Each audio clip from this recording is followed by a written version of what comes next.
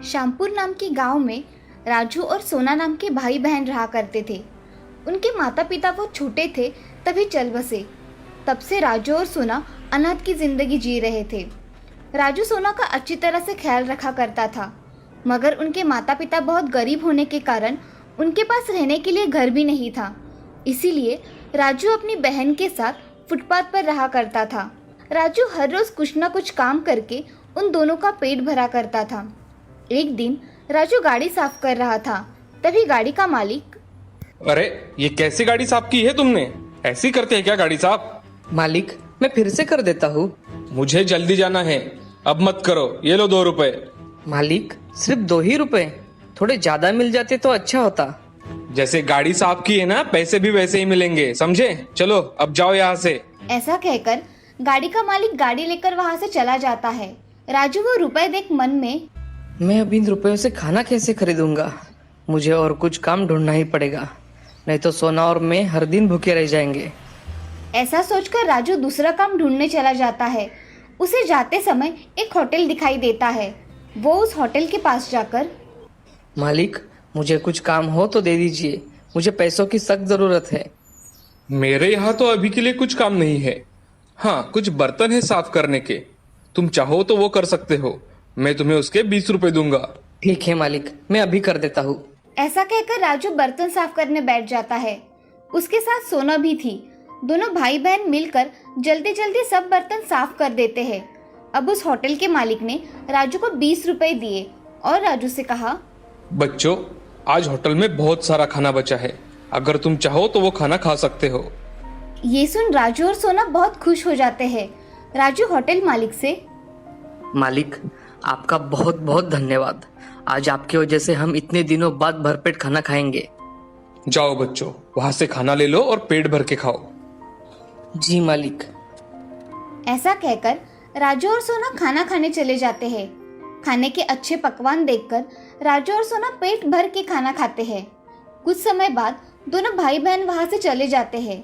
अब राजू और सोना कभी होटल में तो कभी रास्ते में जो भी काम मिले वो काम किया कर लेते थे। एक दिन राजू को एक आदमी ने बुलाकर उसका बोझा उठाने के लिए कहा। तभी राजू उस आदमी के साथ चला गया।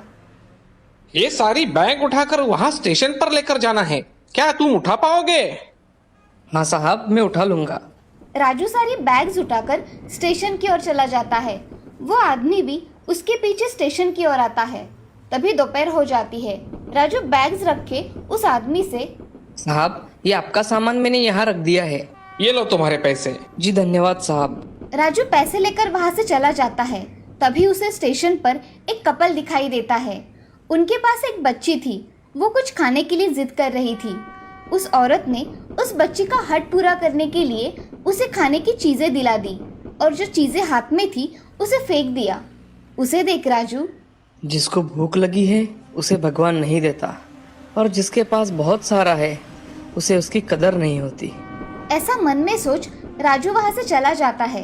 तभी उसे उसकी बहन सोना की याद आती है और वो अपनी बहन के लिए कुछ खाने के लिए चीजें खरीदता है और जाने के लिए निकलता है।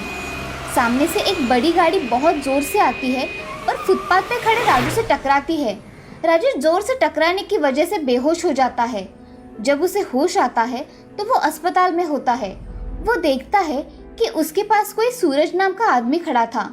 राजू उस आदमी से, मैं यहाँ कैसे आ गया? मेरे ऊपर एक गाड़ी बहुत तेजी से आई और मेरा एक्सीडेंट हुआ था। फिर मैं यहाँ अस्पताल में कैसे आया? वो गाड़ी मेरी ही थी, मेरी वजह से ही तुम्हारी ये हालत हुई है। मैं अस्पताल का बिल भर दूंगा, तुम चिंता मत करो। और मेरी बहन कहाँ है? मुझे कुछ नहीं पता, तुम्हें आज डिस्चार्ज मिल जाएगा, तब तुम घर जा सकते हो। मेरे पैर को क्या हुआ है? एक्सीडेंट में तुम्हारा पैर चला गया है, अब तुम बैसाखी के सहारे ही चल सकते हो राजू। ये सुन राजू जोर जोर से रोने लगा। तभी सूरज राजू से, बेटे, तुम पहले रोना बंद करो। चलो, मैं तुम्हें तुम्हारे घर छोड़ देता हूँ। कहाँ है तुम्हारा घर? हमारा कोई घर नहीं है साहब। फिर तुम कहाँ रहते हो? हम तो फुटपाथ पर ही रहते हैं साहब। अच्छा चलो, मैं तुम्हारी बहन के पास तुम्हें छोड़ देता हूँ। राजू उस आदमी के साथ चला जाता है। राजू को पता था कि उसकी बहन कहाँ होगी। वो सूरज से, साहब, आप मुझे उस मंदिर में छोड़ दीजिए, मेरी बहन वहाँ होगी। ठीक है। ऐसा कहकर सूरज राजू को मंदिर के यहाँ छोड़ देता है और वहाँ से चला जाता है। सोना राजू को अपाहिज देख बहुत रोने लगती है और राजू से, भैया, हमेशा गरीबों के साथ ही अन्याय क्यों होता है? आज तुमने जो गुनाह किया नहीं, उसकी सजा तुम्हें मिली है। ऐसा कहकर सोना बहुत रोने लगती है। तभी राजू सोना से, सोना, ऐसा कुछ नहीं है। भगवान के घर देर है अंधेर नहीं। चलो हम वहाँ बैठकर कुछ खाना खाते हैं। सोना और राजू एक जगह बैठ जाते हैं और कुछ खाना खा लेते हैं। अब राजू सोना से, सोना देखो, अब मुझसे कुछ काम नहीं हो पाएगा तो हम इस मंदिर के बाहर भीख मांगा करेंगे, जिससे अभी के लिए हम दोनों का गुजारा हो जाएगा। ठीक है भैया। अब राजू और सोना मंदिर में उस दिन से भीख मांगते थे। अब ऐसे ही बहुत दिन बीत जाते हैं। कोई उन्हें पैसे देता था तो कोई उन्हें खाने की चीजें दिया करता था। ये देख राजू और सोना खुश हुआ करते थे। अब ऐसे ही उन दोनों के दिन बीत रहे थे। तभी एक दिन एक आलीशान गाड़ी मंदिर के सामने आकर रुकी और उसमें से एक औरत बाहर आई। वो मंदिर में पूजा करने के लिए चली जाती है। थोड़ी देर बाद वो औरत मंदिर के बाहर आ जाती है। तभी उसकी नजर राजू और सोना पर पड़ती है। उन्हें देखकर वो अपने बैग में से रोटी निकालकर उनके सामने फेंकती है। तभी सोना गुस्से में उस औरत से, मैडम, आपको रोटी देनी है तो हाथ में दो, ऐसे फेंको मत। इससे रोटी खाने के काम की नहीं रहेगी। ए भिखारन, मुझे मत सिखा मुझे क्या करना है और क्या नहीं।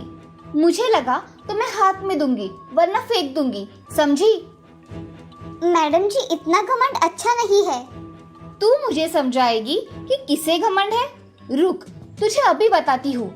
इतनी सी है मगर मुझे सिखा रही है। ऐसा कहकर वो औरत सोना को मारने लगी। तभी सोना, मुझे मत मारिए मैडम, मैंने कुछ नहीं किया। मुझसे जबान लड़ाती है? रुक, तुझे अभी बताती हूँ।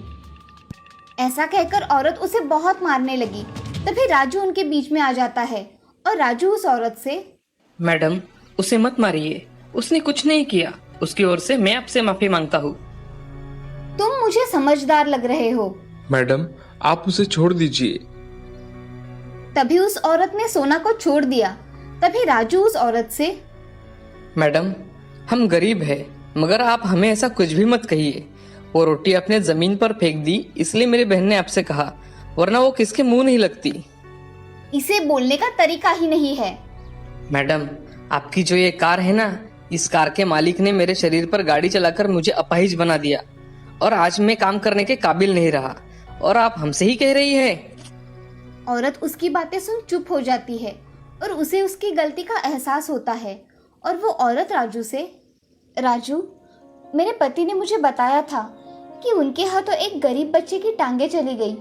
मैंने तुम्हें बहुत ढूंढा मगर तुम मुझे आज मिल रहे हो। मैं अपने पति के पापों का प्रायश्चित करना चाहती हूँ, इसीलिए तुम मेरे साथ मेरे घर चलो और वहाँ हमेशा के लिए रहो।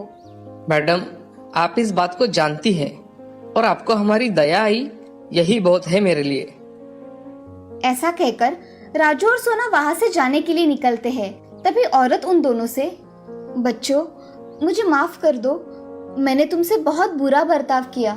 कृपया मुझे माफ कर दो और मेरे साथ मेरे घर चलो।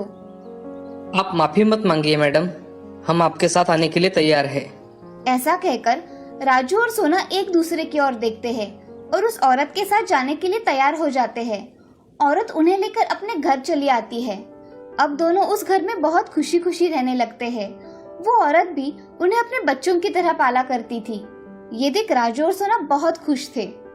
गरीब की भूख बहुत अलग होती है, वैसे ही अमीर लोगों की भूख अलग होती है। उनके पास पर्याप्त भोजन होने के कारण वो फेंक देते हैं, मगर गरीब को अगर भूख लगे तो उन्हें खाने के लिए 2 वक्त की रोटी भी नहीं मिलती। इसी वजह से गरीब और अमीर लोगों की भूख अलग अलग होती है। इस कहानी से हमें ये सीख मिलती है कि गरीब होने के कारण किसी को भी जानबूझकर तकलीफ नहीं देनी चाहिए। गरीबों की हमेशा सहायता करनी चाहिए।